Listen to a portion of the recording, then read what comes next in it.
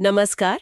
आज हम सर मोक्ष गुंडम विश्वेश्वरैया के जीवन और उनके काम पर थोड़ी गहराई से चर्चा करने वाले हैं। जी।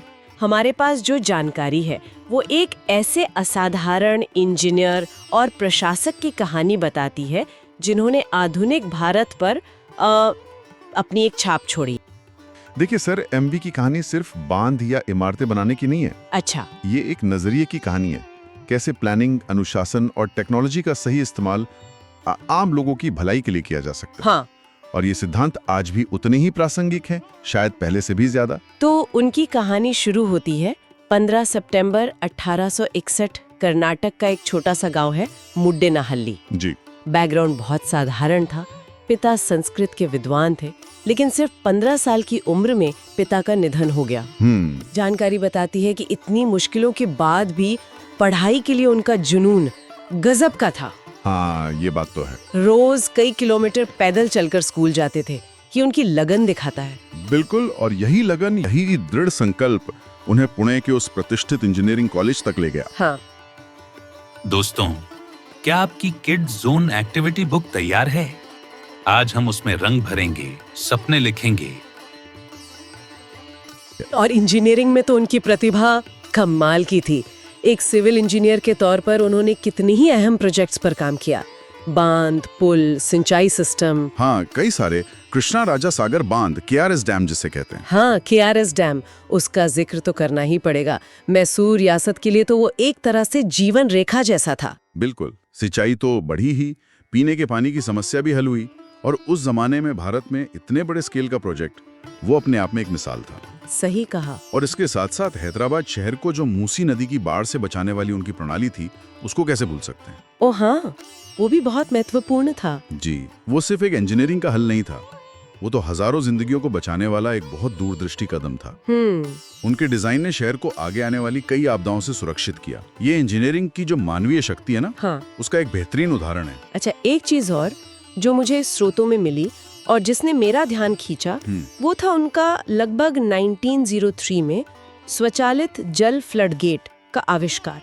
ये क्या था और क्यों इतना महत्वपूर्ण था? हाँ, ये वाकई क्रांतिकारी था। आप सोचिए, उस समय में बिना किसी बिजली या इंसान के हस्तक्षेप के, हाँ, सिर्फ पानी के बढ़ते दबाव से वो भारी गेट अपने आप खुल जाएं और पानी कम होने पर बंद हो जाएं। ये मैकेनिकल इंजीनियरिंग की एक बहुत बड़ी छलांग थी उस वक्त। बाप रे, कमाल है। ये प्रकृति की ताकत को उसी के नियमों से कंट्रोल करने जैसा था। पहला सफल प्रयोग पुणे के पास खड़कवासला जलाशय में हुआ था। अच्छा। और इसकी कामयाबी ने इसे दुनिया भर में पहचान दिलाई।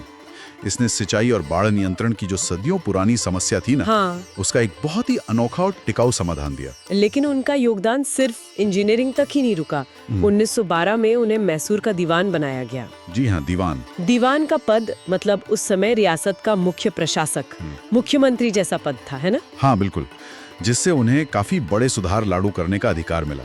और उन्होंने इस मौके का पूरा फायदा उठाया। बिल्कुल, मैसूर को आधुनिक बनाने के लिए उन्होंने उद्योग लगाए, बैंक खोले, शिक्षण संस्थान स्थापित किए। उनका विजन सिर्फ कंस्ट्रक्शन तक नहीं था, वो एक होलिस्टिक डेवलपमेंट चाहते थे, एक समग्र विकास। इंजीनियरिंग से आगे बढ़कर राष्ट्र निर्माण वाली सोच थी। एग्जैक्टली, राष्ट्र निर्माण। उनके अनुशासन और ईमानदारी के भी किस्से हैं। एक किस्सा काफी मशहूर है कि जब वो दीवान थे, हाँ, उनका कोई रिश्तेदार किसी सरकारी मीटिंग में देर से पहुंचा तो उन्होंने कोई रियायत नहीं दी। अच्छा। साफ कह दिया, मेरे ऑफिस में काम रिश्तों से ज्यादा महत्वपूर्ण है। वाह, ये होती है बात। और यही कार्यनीति, यही दूरदर्शिता थी जिसने उन्हें राष्ट्रीय स्तर पर पहचान दिलाई। जी। उनके काम और उनकी इंटेग्रिटी, उनकी सत्यनिष्ठा ने उन्हें एक आदर्श बना दिया। और इसी समर्पण का नतीजा था कि 1955 में उन्हें भारत का सर्वोच्च नागरिक सम्मान भारत रत्न मिला। भारत रत्न, सही। और उन्होंने एक लंबा और बहुत सार्थक जीवन जिया, 101 साल की उम्र तक। हाँ, 101 साल। 1962 में उनका निधन हुआ, लेकिन उनकी विरासत आज भी जिंदा है। उनके जन्मदिन 15 सितंबर को हम भारत में इंजीनियर्स दिवस के रूप में मनाते हैं। जी हाँ, इंजीनियर्स डे। और ये दिन सिर्फ उन्हें याद करने का नहीं है, ये उन सिद्धांतों को याद करने का दिन है जिनके वो प्रतीक थे। इनोवेशन, कड़ी मेहनत और देश के प्रति समर्पण। तो सर एम विश्वेश्वरैया का जीवन हमें यही दिखाता है कि कैसे एक व्यक्ति अपनी विशेषज्ञता, अपने अनुशासन और अपनी दूरदर्शिता से राष्ट्र निर्माण में इतना बड़ा असाधारण योगदान दे सकता है। हाँ, वे सिर्फ एक इंजीनियर नहीं थे, वो तो आधुनिक भारत के निर्माताओं में से एक थे। बिल्कुल सही कहा। वीडियो में उद्देश्य केवल शिक्षा है, किसी की भावनाओं को ठेस पहुंचाना या गलत जानकारी देना नहीं।